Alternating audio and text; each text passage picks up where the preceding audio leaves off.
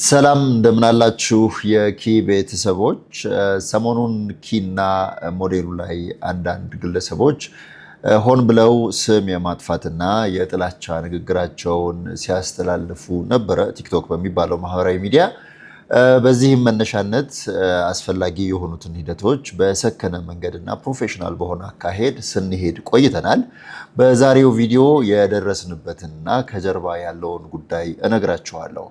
እንደምታውቁት ኪ ቤት አልባዎችን የቤት ባለቤት ለማድረግ ኪ.ሲ.ኤች.ኤፍ የተሰኘ ሞዴል ቀርጾ ወደ ስራ ገብቶ እየሰራ በሚሰራበት ወቅትም ደግሞ በርካታ ፈተናዎችን እያስተናገደ እዚህ ደርሰዋል። ሰሞኑን የነበሩትም ከነዚህ ፈተናዎች ውስጥ የሚካተቱ ናቸው። ግን ለየት የሚያደርጋቸው ግለሰቦቹ ፊት ለፊት ወጥተው በቲክቶክ ማህበራዊ ሚዲያ የተናገሩት ብቻ ሳይሆን ከጀርባውም ሌላ ነገር መኖሩ ነው። ሌላው ኢንቨስቲጌሽን በሚመለከተው አካል እየተከናወነ ስለሆነ እሱ ውስጥ ሳልገባ ግን ይህ ከማርኬቲንግ አንጻር ምን ነበረ ሲሰራ የነበረው የሚለውን ሀሳብ በተወሰነ መንገድ ልንገራችሁ። እንግዲህ እነዚህ ግለሰቦች የሚያነሷቸው ሀሳቦች ፍሬ የሌላቸው ምንም እውቀት የሌለው ሰው በሞዴሉ ዙሪያ ማለት ነው የሚያወራው ወሬ መሆኑ ግልጽ ነው። እናንተም አስተያየት ውስጥ ስትሰጡ ተመልክተናል። እዚህ መታችሁ የምታወሩን ሰዎች እንደዛ ናቸው። ግን ደግሞ ይህ ይሁን እንጂ የሚፈለገው እውቀት ማስተላለፍ ሳይሆን ማህበረሰቡን ሚስሊድ ማድረግ ወይም ደግሞ ዲስኢንፎርሜሽን መፍጠር ነው እና ዓላማው። በዚህ ምክንያት ተጠቃሚ የሚሆኑ ድርጅትና ግለሰቦች ደግሞ እንዳሉ እውን ነው። በማርኬቲንግ ዓለም ብዙ አይነት የማርኬቲንግ መንገዶች አሉ። እንደው ሰሞኑን ኪ ላይ ሲከናወን የነበረው ግን እንደው 5 አይነት ማርኬቲንግ ነበረ። የመጀመሪያው ሲመር የሚባል ነው። ሲመር ካምፔን ወይም ደግሞ ማርኬቲንግ የምንለው ኢንቴንሽናሊ ሆን ብለው የድርጅቶችን ድግግሞሽ በማጥፋት ያ ማለት ድርጅቶች እንግዲህ በራሳቸው የራሳቸውን ብራንድ ጠብቀው የሚሄዱበት መንገድ አለ። ያንን ሆን ብለው በማጥፋት ያልተገባና ትክክለኛ ያልሆነ መረጃ በመንዛት እዛ ድርጅት ላይ ሰዎች እንዲያምፁ እና መሰል ነገሮችን እንዲያደርጉ ማድረግ ነው። ሁለተኛው ደግሞ አስትሮተርፊንግ የምንለው ነው። ይህም ተመሳሳይ ሀሳብ ያለው ነው። ይህም ማለት ከሲመር ከምንለው የማርኬቲንግ አይነት ለየት የሚያደርገው ስፖንሰርድ ነው። ስፖንሰርድ ነው ማለት ፋይናንሻሊ ሰፖርት ይደረጋሉ እነዚህ ግለሰቦች። ኢንቴንሽኑ ቅድም እንዳልኳችሁ ነው። ተፈልገውም ነው ደግሞ የሚገኙት። ሌላው ብላክ ፒአር የሚባለው ነው። ይህንም ብዙዎቻችሁ ታውቁታላችሁ ብዬ አስባለሁ። በተመሳሳይ ሀፕን ያደረገ ማለት ነው። 5ቱን ለይተን ስናወጣ 5ቱም ሆን ተብሎ የተሰራባቸው መሆናቸውን ስላረጋገጠን ጭምር ነው። ሳቦታጅ እና ዲስኢንፎርሜሽን ደግሞ 4ኛ እና 5ኛ ላይ የሚካተቱ ናቸው። እንደው ጠቅለል ስናደርገው እዚህ ጋር ያለውን የማርኬቲንግ ሳይንስ ትተነው ሀሳቡን ግን ሰብሰብ አድርገን ስናወራ ኪ ሃውሲንግ ያለበት ሴክተር አለ፣ ሃውሲንግ ሴክተር።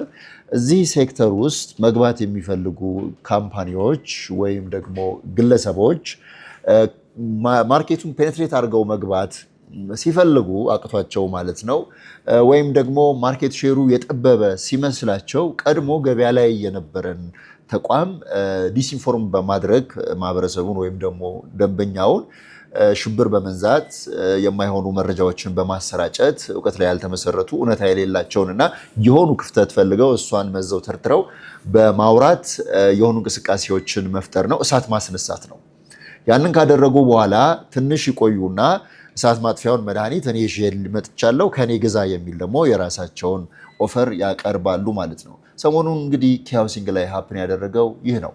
ቀድመው የኪ ሃውሲንግ ተመዝጋቢዎች ስጋት እንዲገባቸው እንዲሸበሩ፣ ገንዘባችንን አጣን፣ የቤት ባለቤት እንሆናለን ብለን ህልም ነበረን፣ ተስፋ ነበረን፣ ተስፋችን ጠፋ ብለው እንዲሰጉ እንዲፈሩ ያደርጉና ያ ሽብር ከተፈጠረ በኋላ ደግሞ ይኸው የኛ አማራጭ ነው የሚለውን መልሰው በራሳቸው ያደረጉና እንደው ተሸወዱ ወይም ስህተት ሰሩም ራሱ ደግሞ የምንለው እኛ እንደ አንድ ማርኬተርም ደግሞ ልንናገር የምንችለው ይህንን ነበረ። በሌላው ቢሆን ያምር ነበረ፣ ነገሩም እንደዚህ ፍንትው ብሎ ፊት ለፊት አይታይም ነበረ ማለት ነው። እና የተከናወነው የመጀመሪያው ነገር ይሄ ነው። እነዚህ ሰዎች ስፖንሰርድም ናቸው።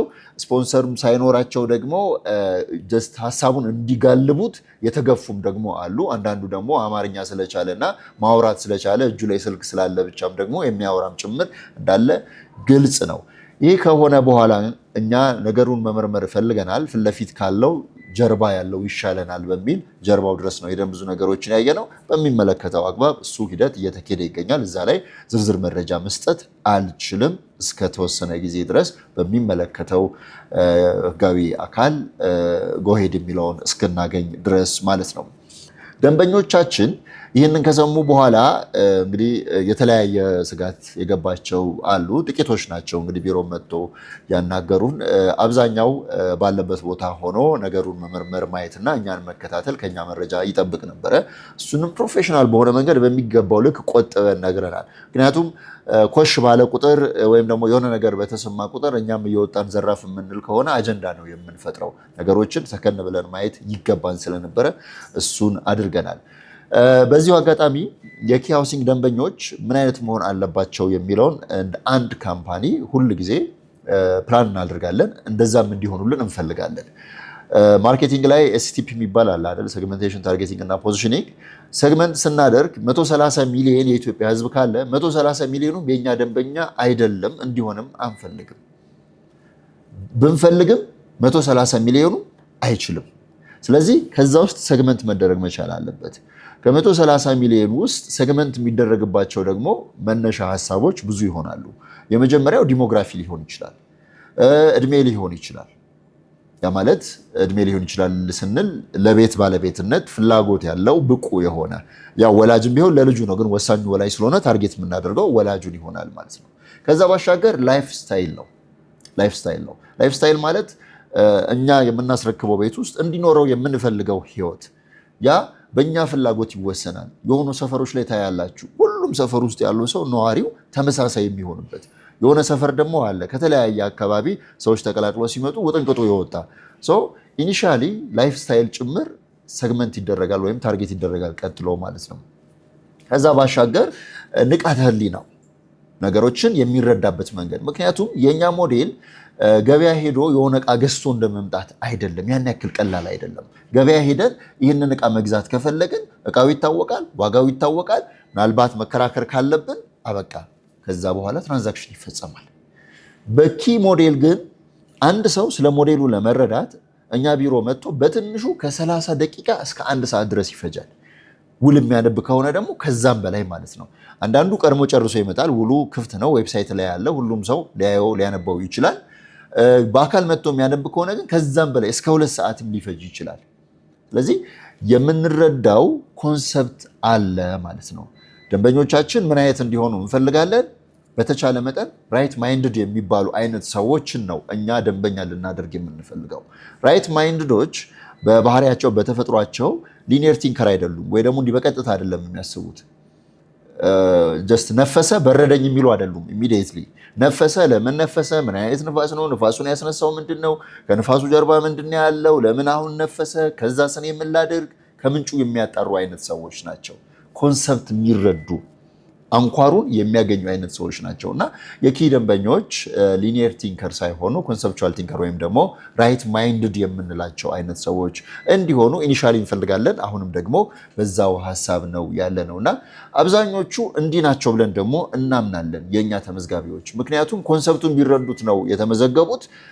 የተመዘገቡትም የቤት ባለቤት ለመሆን ነው። የቤት ባለቤትም ደግሞ ሲሆኑ የሚፈጥሩት ላይፍ ስታይል እንደዚሁ የተያያዘ ነው የሚሆነው እና እኛ ኮንሰፕት ላይ የሚያተኩሩ ኮንሰፕት የሚገባቸው ኮንሰፕት የሚጠይቁ ለምን ብለው የሚመረምሩ እንዲሁ በድፍኑ የማይነዱ ኮሚኒቲዎችን ነው የእኛ ደንበኛ ማድረግ የምንፈልገው። በላይፍ ስታይል ደግሞ የተረጋጋ ቤተሰብ ስንል ብራንድ አምባሳደራችንን አርቲስት ይገረም ደጀኔን ብራንድ አምባሳደር አድርገን ስንሾም ታዋቂ ስለሆነ አይደለም የመረጥ ነው፣ የተረጋጋ ቤተሰብ ስለሚመራ ነው። ኪ ሃውሲንግም ሀሳቡ እሱ ስለሆነ፣ ምክንያቱም የየትኛውን ፕሮጀክት መነሻ ከጀርባው የሆነ ፔን ፖይንት አለ። ያልተረጋጋ ቤተሰብ የሚመራ ኮሚኒቲ የሚኖረውን ህይወት እናውቀዋለን። ስለዚህ እኛም ባለንበት የቢዝነስ ሴክተር የተረጋጋ ቤተሰብ መፈጠር አለበት በሚል እሳቤ እሱን እየሰራን ነው። ለዛም ደግሞ ይመጥናል ያልነውና የተረጋጋ ቤተሰብ እየመራ ያለውን አርቲስት ይገረም ደጀኔን ብራንድ አምባሳደር አድርገናል። ደንበኞቻችን እንዲህ አይነት እንዲሆኑ ነው የምንፈልገው። እንደዚህ አይነት ደንበኞች ካሉ ቅድም ያልናቸው ሳቦታጅ፣ ዲስኢንፎርሜሽን እና መሰል የተባሉት ኢንቴንሽናሊ ሆን ተብሎ የሚሰሩት ስፖንሰርድ የሆኑት ካምፔኖች አይረብሹትም፣ አይነቀንቁትም። አሁን በነበረው ወይም ደግሞ ሰሞኑን ሀፕን ባደረገው እኛም የተረዳነው ይህንን ነው። ትክክለኛ የደንበኛ ምርጫ ነው ያለን ማለት ነው። ይህ የመጀመሪያ ቪዲዮችን ይሁንና በቀጣይ ቪዲዮ ወይም ደግሞ በሁለተኛው ከነዚህ ግለሰቦች ጋር በተገናኘ ያለው ኔትወርክ ምን ይመስላል የሚለውን ደግሞ በፓርት 2 ይዘንላችሁ እንመጣለን። የመጀመሪያው ቪዲዮ እዚህ ጋር ይበቃናል። በፓርት 2 ስንገናኝ ሁለት ሀሳቦችን እናወራለን። ኔትወርኩ ምን ይመስላል፣ ምን አይነት ኔትወርክ ነው የነበረው፣ ከዛ በመቀጠል ደግሞ እና ምን ይደረግ ካሁን በኋላ የሚለውን እናወራለን። እስከ መጨረሻው ድረስ ተከታተሉን። ይህንን ቪዲዮ ይህንን መረጃ ለሌሎች ማጋራታችሁን አትርሱ። ምክንያቱም ሀሳብ ምን ያክል ሊፈጥን እንደሚችል እናንተ ታውቃላችሁ። ጥሩና መጥፎ ሲሆን ጥሩ ነገሮች ብዙም አይፈጥኑ፣ መጥፎዎቹ ግን ማንም አይደርስባቸውም። ጥሩዎቹን እናንተ አፍጥኑት። መልካም ጊዜ ይሆንልን። አመሰግናለሁ።